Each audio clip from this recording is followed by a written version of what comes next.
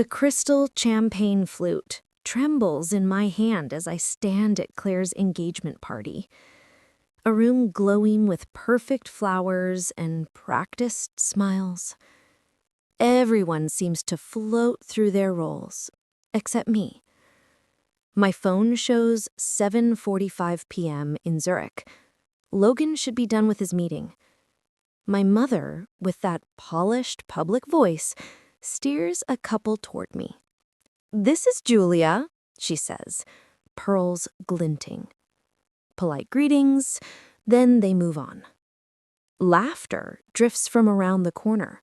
My mother, Aunt Patricia, mocking my imaginary fiancé. My fingers go numb. The phone slips from my hand. Tears burn, but I won't let them see. The past floods in. Dad's disappointed face at my art school choice, Mom dismissing my first client wins, every Christmas call overshadowed by Claire's promotions. And then Logan. The first time our eyes met across a Zurich conference room. The connection immediate, grounding. They don't know you at all. I straighten in the mirror. Green silk dress, diamond on my hand. My phone buzzes.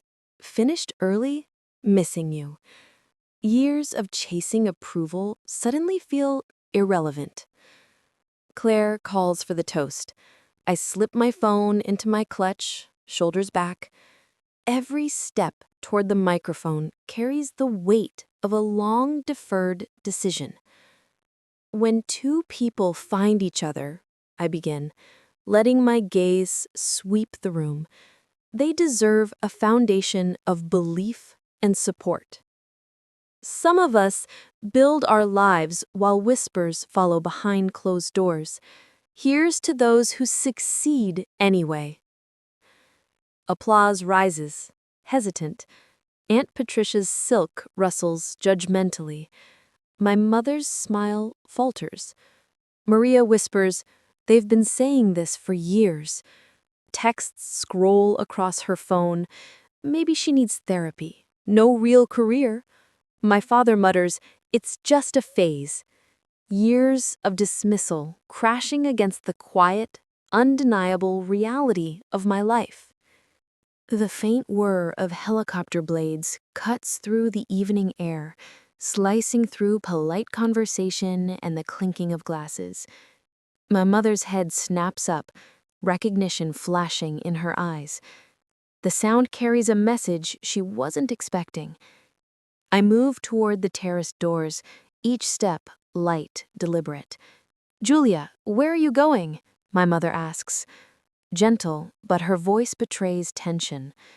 I turn, calm but resolute, to greet my fiancé. Her fingers slip away. Fear flickers behind her eyes.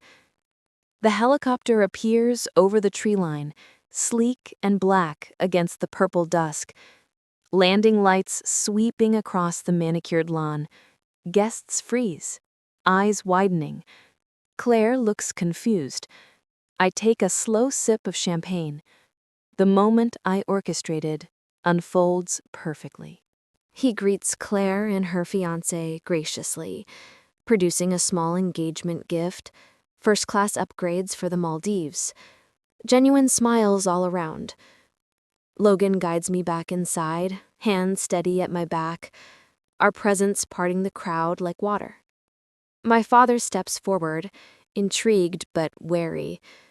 "Aviation consulting, you said. Which markets?" Logan's voice commands attention, authoritative yet calm. "Primarily Europe and Asia, expanding in the Middle East." My mother hovers, twisting her pearls. Aunt Patricia retreats, suddenly busy with her phone. Other relatives edge closer, curiosity replacing earlier dismissal. "Yes, you should have believed me," I say softly, voice steady, hand clasped in Logan's. The weight of years of doubt begins to lift. Their whispers, their mockery, their disbelief. None of it matters anymore. Phones appear in manicured hands, searching for proof. Logan's consulting firm, my international clients, the life they dismissed as fantasy. My father glimpses the Almahara Group contract on a screen. My mother's sharp intake of breath. You never mentioned. I meet her gaze. I did. Every Christmas call, every birthday. You changed the subject to Claire. The room's rhythm has shifted. Years of dismissal crash against the reality of my success. Logan's arm around my waist grounds me as I walk through the crowd. I describe the Singapore airline rebrand, the digital overhaul, the lounge redesigns. My mother's wine glass pauses. Aunt Patricia grips her champagne stem. They scramble to catch up, their disbelief laid bare. You always knew exactly what you wanted, Claire says quietly. Younger cousins edge closer, eyes bright with hope. My parents hover, carefully listening. The power dynamic finally shifted. Later, in Dubai, my office hums with life. 30 team members speaking in accents from London, Singapore, Cape Town. Emma, a young designer from Paris, sits before me, portfolio open. I guide her with the warmth I longed for at her age. Show me what they don't see. Innovation, elegance, bold ideas flourish. The cycle continues. Mentorship, recognition, belief. Weeks later, my mother emails. Family reunion, your terms. No guilt, no manipulation. On our terms, I think. Autumn sunlight dapples the lake house deck. Logan's hand rests on my lower back. I step inside. No mask, no knot in my stomach. Mom and Dad see me, truly see me, for the first time. At dinner, I let my words carry truth. I didn't invite you for an apology. I invited you to see the truth. Tears fall. Recognition blooms. Their approval, long craved, feels hollow. Logan's hand in mine, the diamond catching the light, the helicopter outside, a symbol of everything they refused to believe. The greatest revenge isn't proving them wrong. It's living fully, making their approval irrelevant.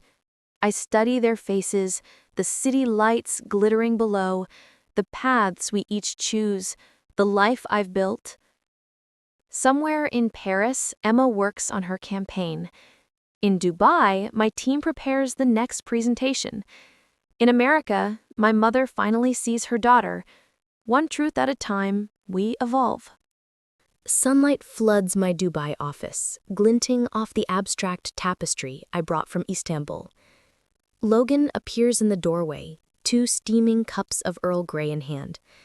Your 9 o'clock is ready, he says, leaning down to kiss my temple.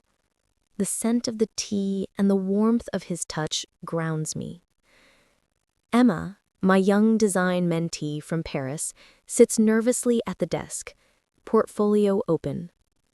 She reminds me of myself at 23, hopeful, anxious, misunderstood.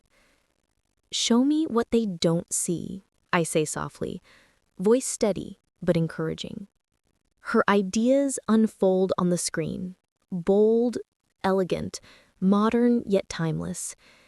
I guide her through each slide, my words precise, my admiration quiet but real.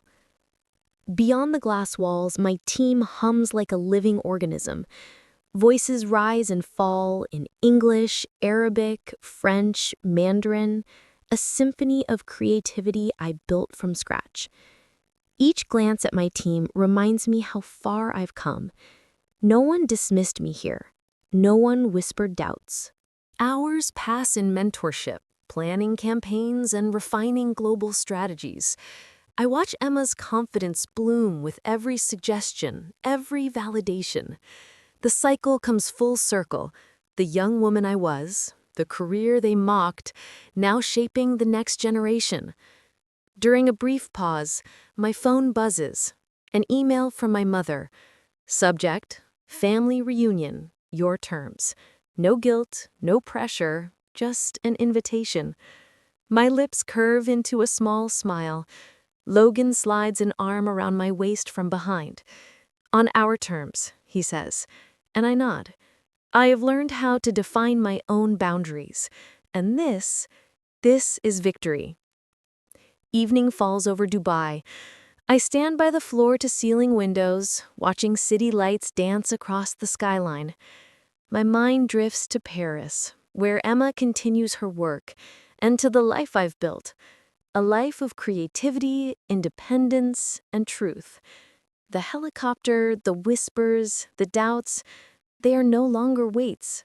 They are markers of how far I've come. I take a deep breath, savoring the quiet power of this moment.